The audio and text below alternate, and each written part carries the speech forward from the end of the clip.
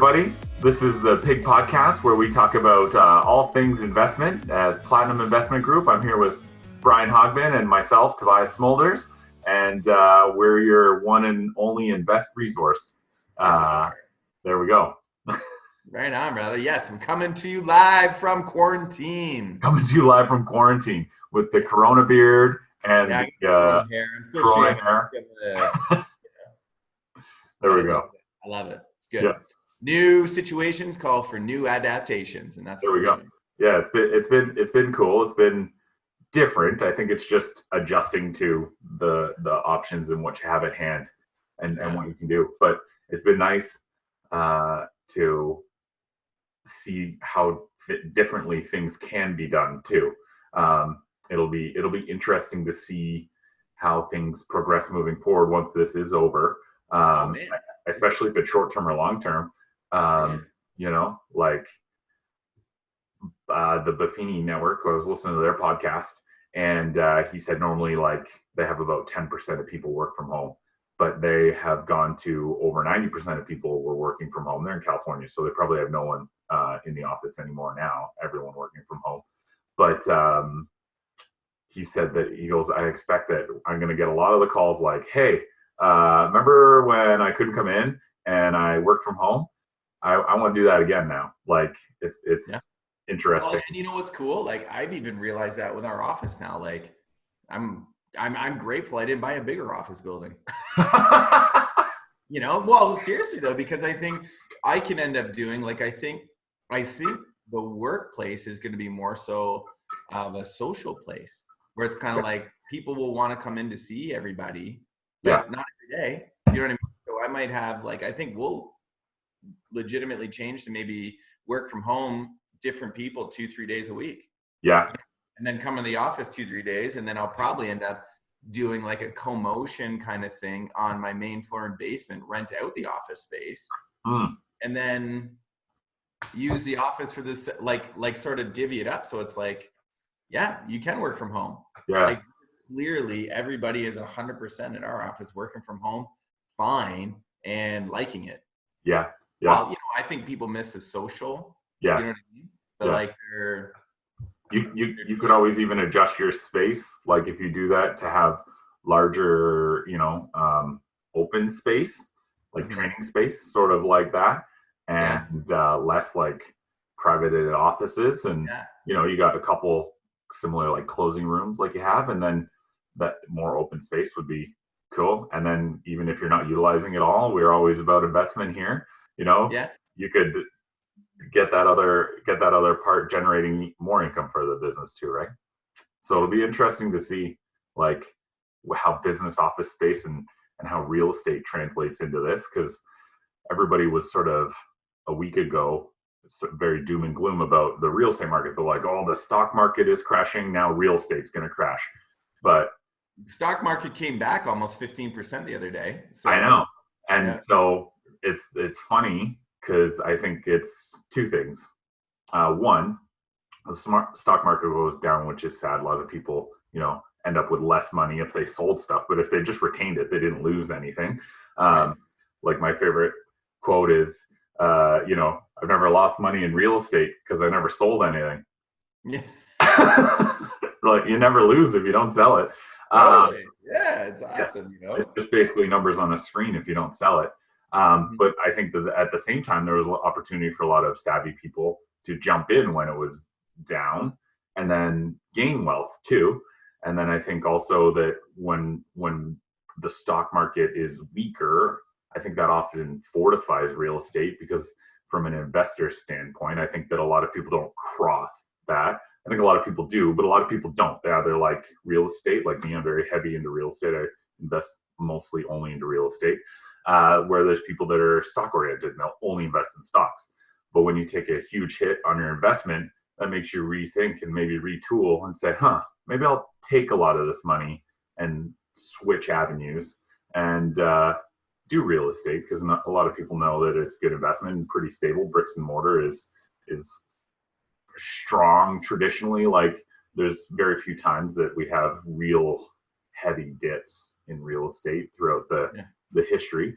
And I think it could even force more people to invest in real estate, because even for somebody contemplating which avenue do I go, well, if you just saw the stock market do a yo-yo and it didn't quite come back up to your hand, you might look at real estate and say, it's a little bit more stable, and at least I always have the dirt.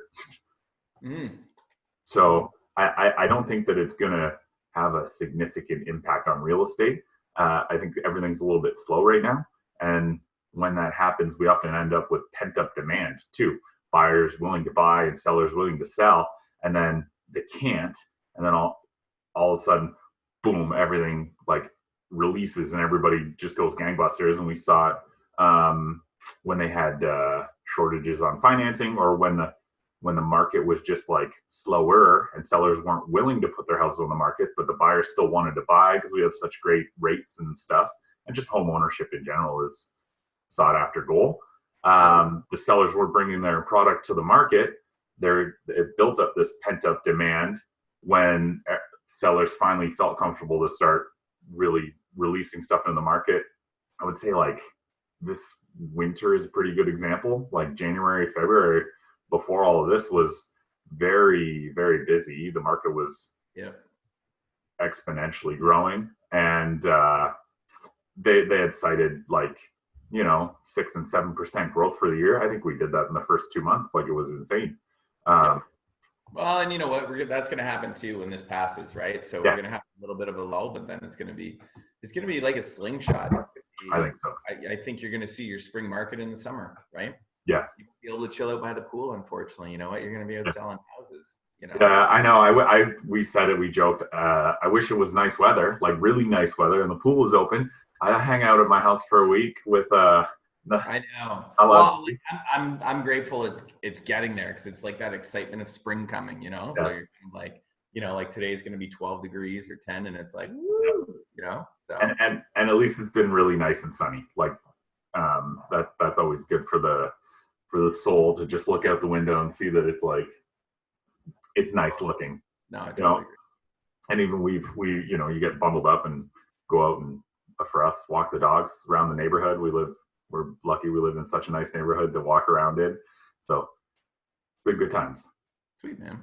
I think one of the biggest things is just for tenants, right? Yeah. Like, have you had tenants emailing you saying they can't pay, or what's happened, or we have had some tenants that have just said, hey, like, I got laid off like early because of all of this, and one person self-employed was unable to continue working just because of what's going on, and they said, we're not going to be able to pay the rent, or we won't be able to pay in full. And I think that now is the time where we talked a long time ago about building that good relationship with your tenant, and how having a good relationship can make things a lot easier for you as a landlord. This is a good time to like give and take a little, because ultimately, from the tenant's perspective, it's not that they're intentionally being bad. They just, life changed for everyone hugely, and they're not trying to be bad. They're just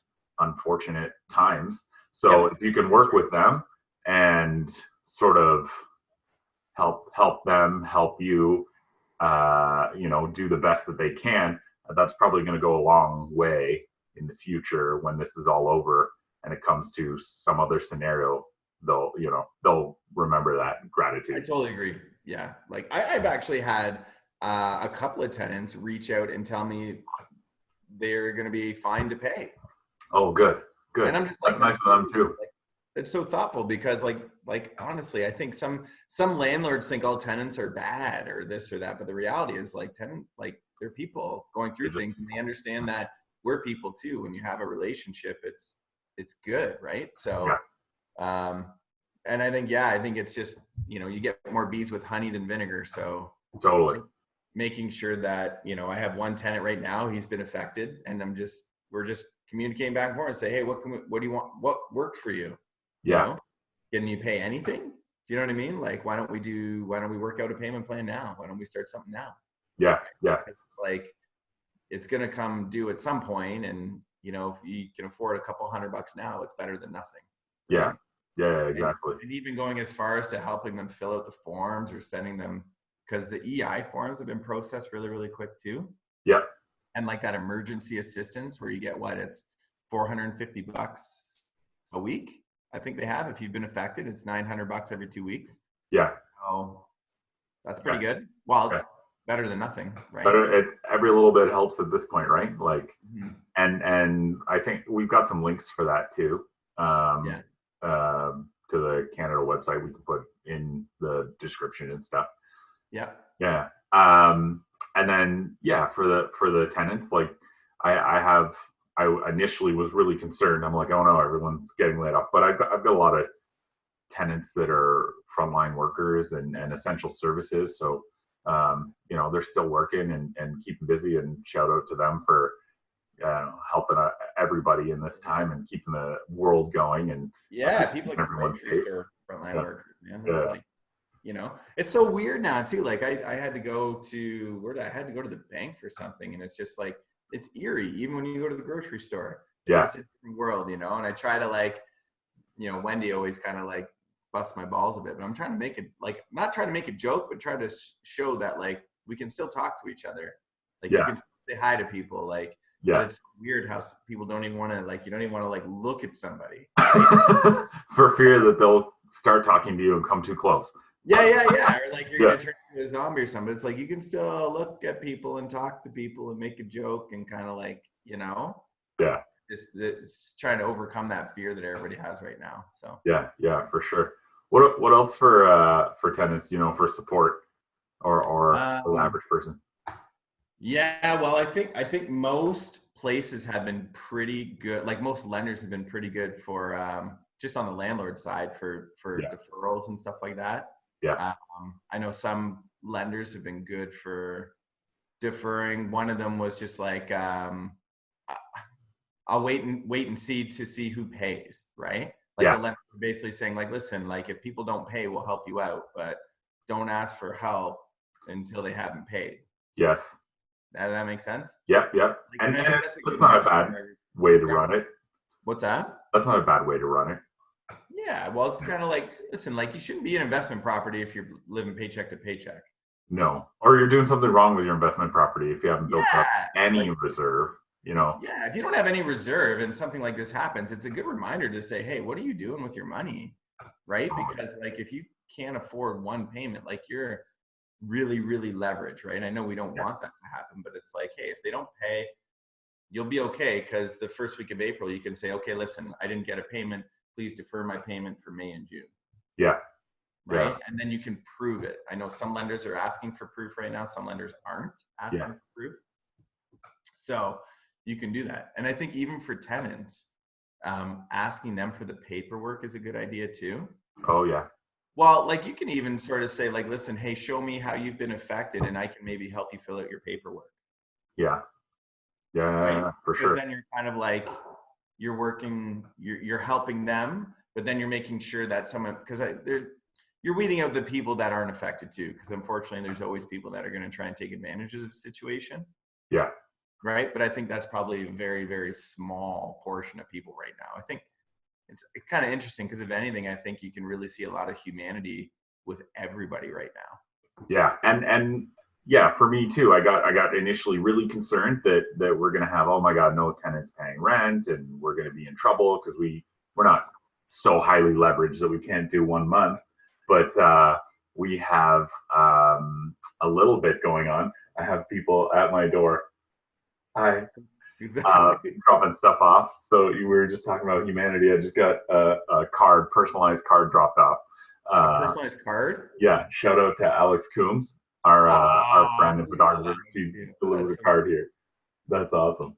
That's cool. Yeah. So I was really concerned. So I called Scotiabank. We got a lot of stuff with them. We're not super over leveraged, but if everybody didn't pay, we'd be in not a good spot in a couple months. And they had the option to defer 3 properties. So we went ahead and did that. And, we have more mortgages than that, but just those 3 will probably bridge that gap for the people that can't pay, or that we can sort of help that tenant float their time until everything normalizes for them. So that'll be like, it's like It's really a cash flow thing. Maybe you can talk more about it, but it's not like that payment goes away and there's a cost to deferring.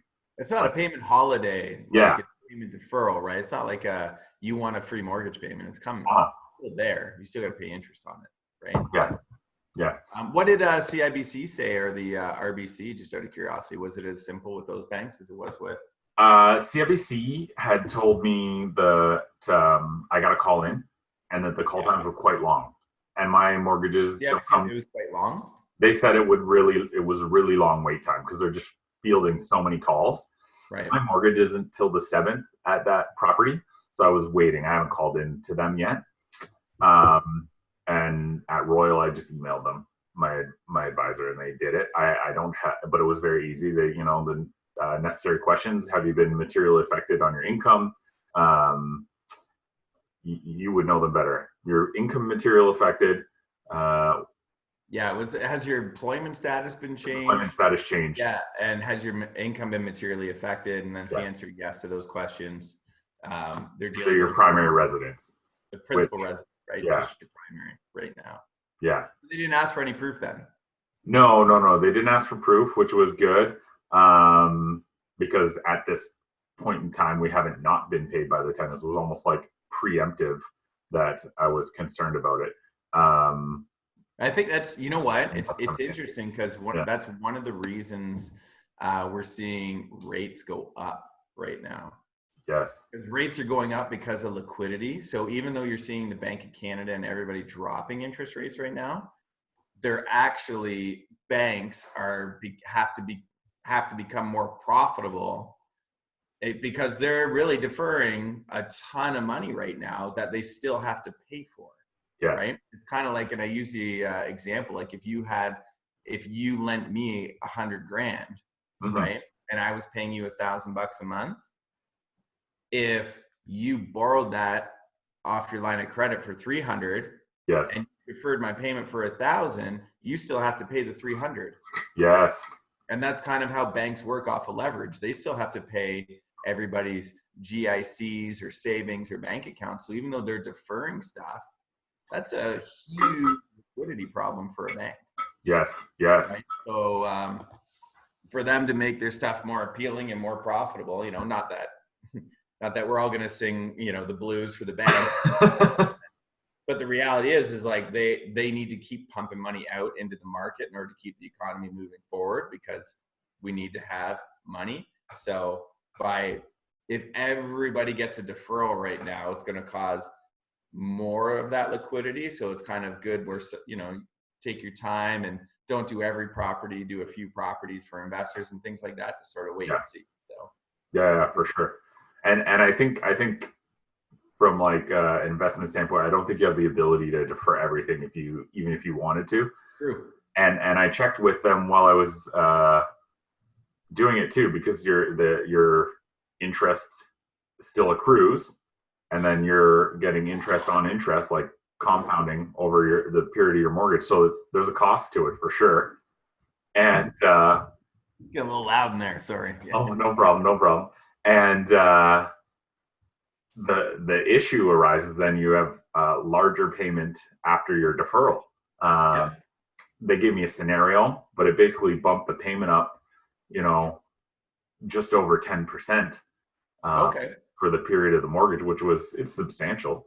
If you're paying $1,100 a month, that's $11, $12. If you're paying $2,000, it's 20. That could be, eats into your cash flow, right? So the scenario they gave was a small mortgage, and the payment was around $700, and it was going to bump the payment up to just over $800.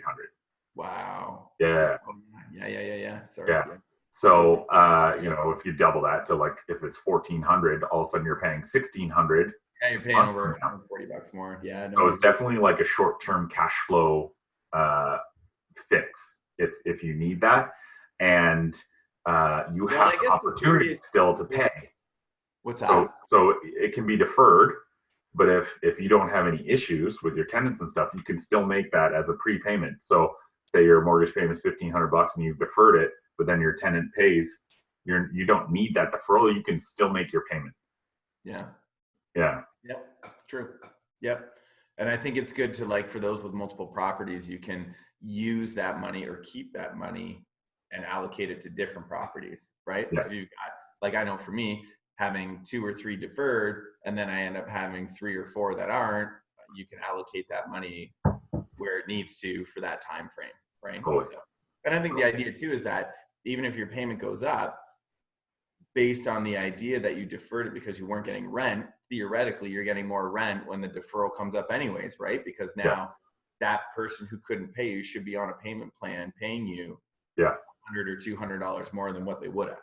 Yeah, totally. Right? Which not everything works out perfect, right? Yeah, we'll see how it goes. Some people are going to get dug deep, I think, if they're not responsible.